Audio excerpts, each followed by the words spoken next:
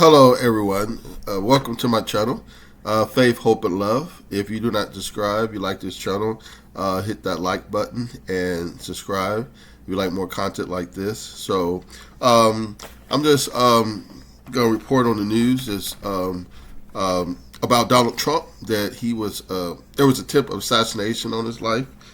There are 2 dead, reported dead. There are 2 in critical condition, and the shooter is dead.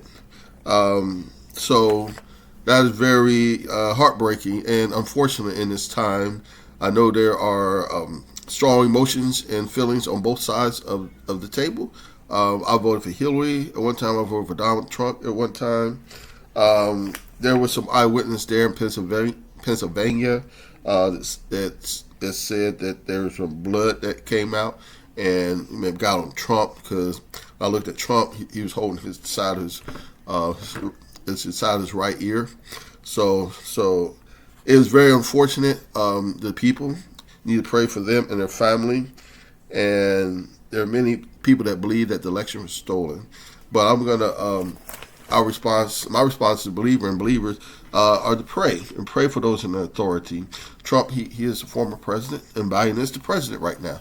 So if we go to First Timothy 2 verse 1, I'll read that. I exhort, therefore, that first of all, petitions, prayers, intercessions, and giving of thanks be made for all men, for kings and all their authority, that we may lead a quiet, peaceful life with all godliness and honesty. So that's the main objective. So we can lead a quiet, peaceful life with all godliness and honesty. For this is good and acceptable in the sight of our God and Savior. So this is good and acceptable for us to pray in the sight of God our Savior. And I know there are many people that believe that the election was stolen. There are emotions on both sides of it, and there are some that believe that Biden is not. He is not the right person. He has Alzheimer's, incapacitated, is a cover-up. Our best reaction is to vote, and violence doesn't solve anything. But there is going to be a reaction to the violence, because we are under authority. Jesus was under authority. Even those that crucified Jesus, he said, because Pilate said, I have authority to free you. And Jesus said, you wouldn't have that authority. That's my Father giving it to you, which is in heaven. So I'm going to read this in Romans 13, chapter verse 1. He said, let every soul be subject unto the higher powers. But there is no power but of God. The powers that be are ordained of God. Whosoever therefore resisteth the power, resisteth the ordinance of God. And they that resist shall receive unto themselves damnation. For rulers are not a terror for good works, but of evil. Wilt thou then not be afraid of the power? Do that which is good, and thou shalt have praise of the same. So we do that which is good, we're going to have praise of the same. So that police officer, you're running, stealing, robbing the bank, he's going to come out with a gun and shoot you, tell you to stop, give you some time. But if you're doing bad, you can lose your life. So some people want to end their life, death by cop, but you make sure you're right with God, whatever you do. So it's never too late, but you don't want to wait to the end. Even he told the thief on the cross, you'll be with me in paradise. So, and if you believe on that last breath, I believe God will forgive you.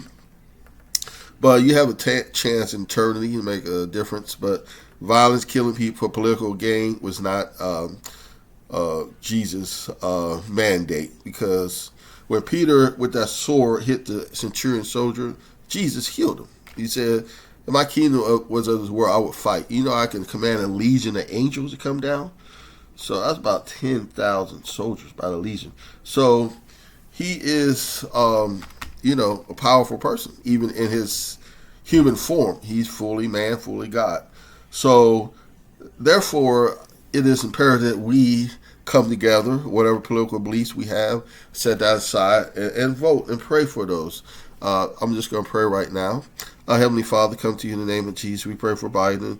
We don't know what's wrong with his Alzheimer's or anything. Heal him, give him wisdom. If he needs to drop out, let him do that. We pray for former President Donald Trump. We pray for him, for his protection or his family. Pray for the shooter.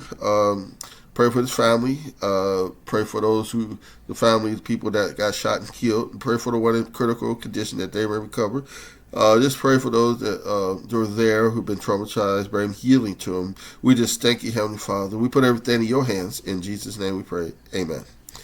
All right. So just did a prayer there, and hopefully everybody will come together. And this is a time that we should come together as a nation. And regardless of political beliefs or whatever ethnic group or whatever issue we have, we can find better ways to deal with it. Thank you very much. Have a lovely day in Jesus' name. All right, take care. Bye.